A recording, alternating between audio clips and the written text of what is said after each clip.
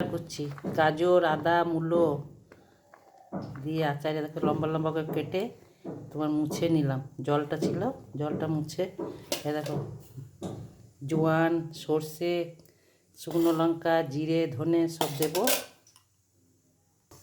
কালো জিরে দিয়ে তেলটা পুরো গরম হবে, কালো জিরে দিলাম, তেলটা পুরো গরম হবে।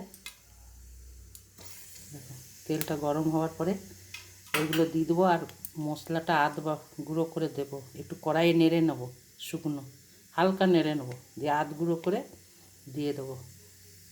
এরকম তেলটা পুরো গরম হয়ে গেল। এবারে তোমার এই যে এগুলো এগুলো দিচ্ছি।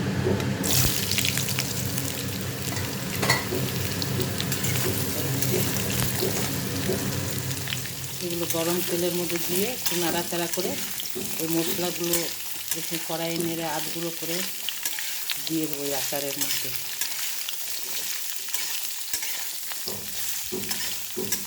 তোমরা এমনি করে খাবে, স্টক করে রাখবে, অনেক দিন যাবে, 1 বছর খেতে পারবে। এটা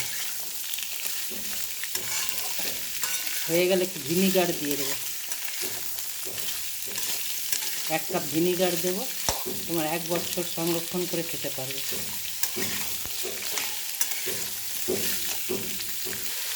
দেখো নুন দিলাম 2 চামচ আর 2 চামচ হলুদ দেবো।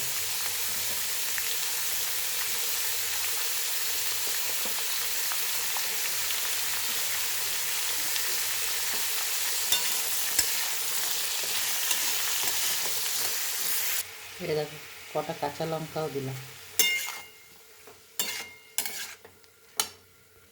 এবার মশলা দিচ্ছি, কাঁচা লঙ্কা, শুকনো লঙ্কা দেখো দিলাম, দেখো জোয়ান, সর্ষে আর ধনে জিরে